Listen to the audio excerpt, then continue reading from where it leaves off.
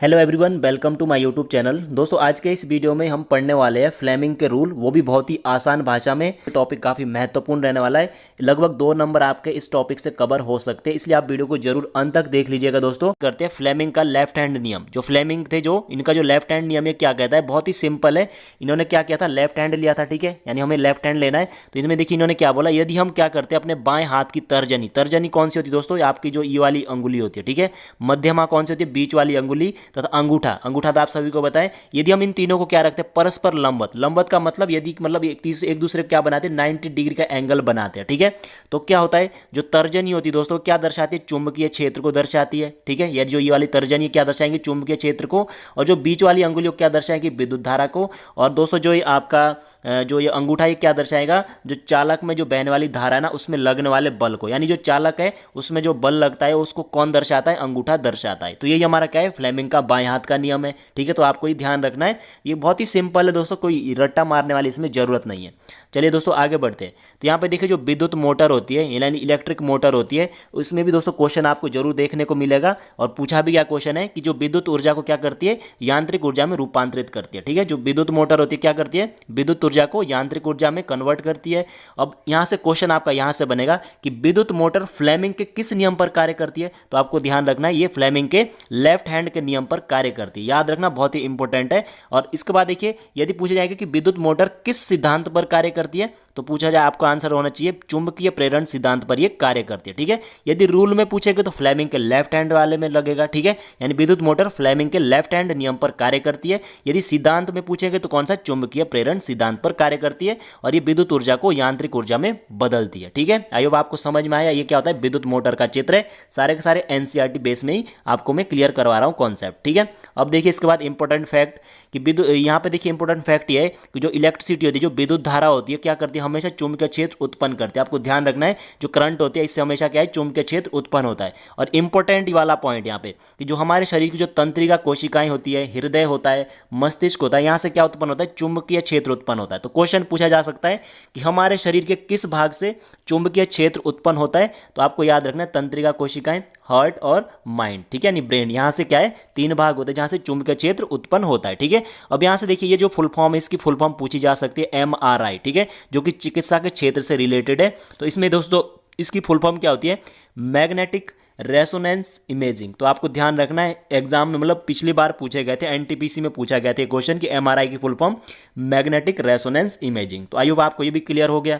अब इसके बाद बात करते दोस्तों फ्लेमिंग के लेफ्ट हैंड नियम, यानी जो फ्लेमिंग का जो फ्लेमिंग के राइट हैंड नियम, लेफ्ट नहीं है ये आपका कौन सा है, राइट हैंड नियम है, ठीक है। फ्लेमिंग का जो दाएं हाथ का नियम है, मैंने गलती से लेफ्ट लिख लिया, राइट है, ठीक है। जो फ्लेमिंग का जो राइट हैंड नियम वो क्या कहता है, ये भी दोस्तों वैसा ही है। इसमें देखिए क्या है, यदि हम क्या करते हैं, यदि हम अपने दाएं हाथ, यानी जो हमारा जो मतलब जो आपका जो राइट हैंड है, यदि हम उसको क्या रखते हैं, यदि हम अपने दाएं हाथ की तर्जनी, तर्जनी आपको पता है ये वाली भाग, ठीक है, मध्यमा, बीच वाली अंगुली और अंगूठे को क्या करते हैं, परस्पर लंबवत रखते हैं, ठीक है, यानी एक दूसरे का मतलब क्या करते हैं, 90 डिग्री का एंगल बनाते हैं। तो जो तर्जनी होंगे क्या दर्शाते हैं, चुंबकीय क्षेत्र को, ठीक है। आपका जो लेफ्ट हैंड वाला था उसमें भी चुंबकीय क्षेत्र को ही दर्शा रहा था, ठीक है। और जो आपकी जो अंगूठा होगा ये क्या दर्शाएगा दोस्तों, जो अंगूठा होगा ये दर्शाएगा चालक की गति को, ठीक है। जो अंगूठा होगा ना ये क्या दर्शाएगा, चालक, यानी जो चालक होगा ना जिसमें करंट फ्लो हो रहा है उसको दर्शाएगा। और जो मध्यमा होंगे, जो बीच वाली अंगुली होंगी क्या दर्शाएगी, चालक में प्रवाहित होने वाली प्रेरित धारा को, ठीक है। तो आपको ध्यान रखना है, मध्यमा जो आपकी जो ये वाली अंगुली है ना तर्जनी,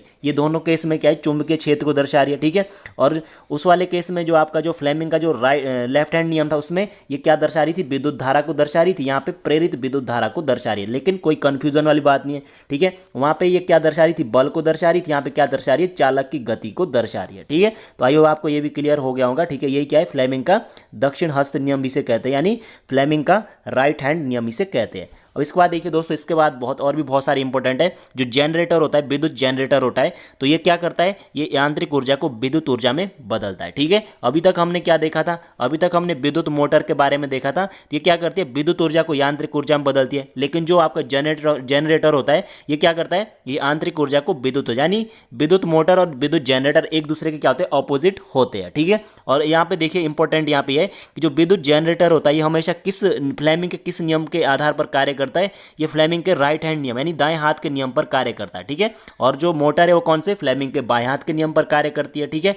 अब यहाँ पे देखिए यदि पूछेंगे सिद्धांत में, तो ये किस सिद्धांत में कार्य करता है, विद्युत चुंबकीय प्रेरण सिद्धांत पर ये कार्य करता है। और जो वो वाला था यानी जो आपका जो विद्युत मोटर था वो किस सिद्धांत में कार्य कर रहा था, ये कर रहा था चुंबकीय प्रेरण सिद्धांत में। और आपका जो यहाँ पे जो ये विद्युत जनरेटर है किस में कार्य करता है, विद्युत चुंबकीय प्रेरण सिद्धांत पर ये कार्य करता है, ठीक है। तो आपको ध्यान रखना है। अब इसके बाद देखिए दोस्तों, यहाँ पे आपने देखा होगा कि घरों में जो लाइट वगैरह लगती है उसमें देखिए वायर होती है, जो तारें होती है, तो एक रेड तार होती है, तो जो रेड तार होती है इसे हम क्या कहते हैं, धनात्मक तार कहते हैं, यानी इसमें एक करंट फ्लो करता है, ठीक है। और एक होती है काली तार होती है, इसे हम क्या कहते हैं, ऋणात्मक तार कहते हैं, ठीक है। तो ये क्या होती है, एक प्रकार की उदासीन तार होती है, ठीक है। और एक पीली तार होती है, उसको हम बोलते हैं अर्थ की तार भी हम उसे बोलते हैं, ठीक है। तो जो लाल तार होती है इसमें क्या, इसको हम धनात्मक तार बोलते हैं। जो काली तार होती है, जो काली वायर होती है, हम ऋणात्मक तार बोलते हैं, ठीक है।